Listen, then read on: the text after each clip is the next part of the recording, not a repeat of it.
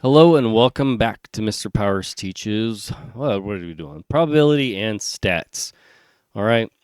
So every once in a while, you have some data, and you may want to find a linear regression for that data, a linear regression line, and you may want some other information out of it.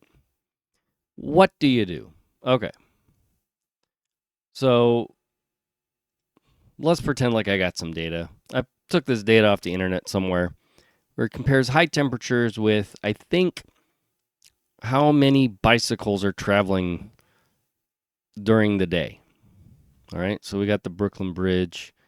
I guess people crossing the Brooklyn Bridge on bike and a high temperature.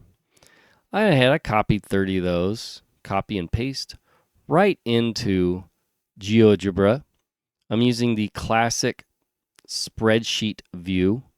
So it's geogebra.org/classic pound spreadsheet. It's very, very easy. In case you can't see it, this is where I'm at.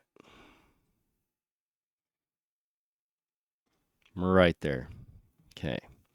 So we can paste that in. What's really nice is all we got to do once that's in there is highlight our data, just our data.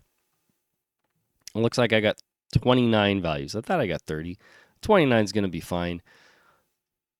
Click on this button here. Go to two variable regression analysis. Regression in the title. That's a big hint.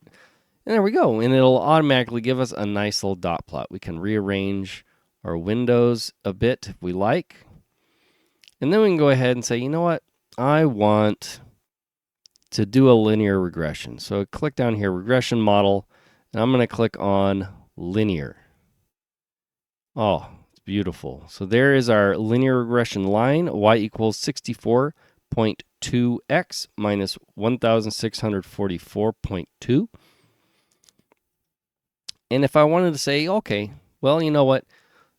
What do we expect? How many bikes do we expect to be crossing this bridge if the high is, let's say, 81 degrees?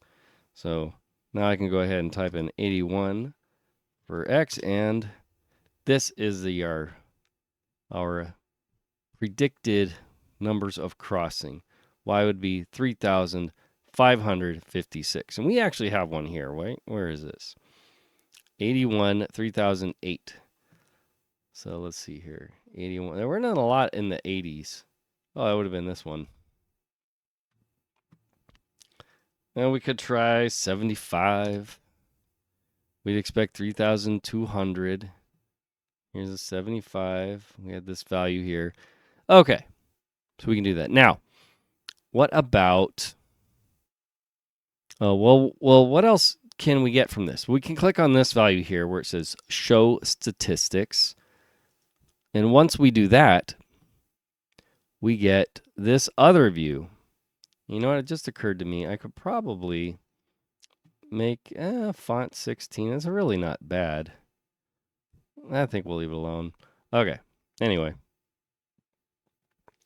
What do we have in here? So we have our R squared and we have our R values.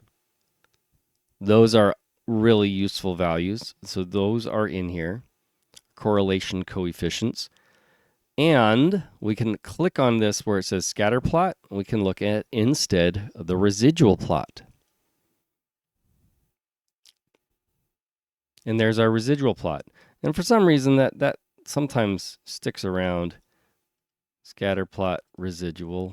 Let's see here. There we go. That looks a little better. So I'll play around with that a little bit. And there we got a residual plot. And we can see that too. So there you go. As easy as can be. If you need to do any of these things, we know how to do it now. So thank you for watching, and until next time, enjoy doing math.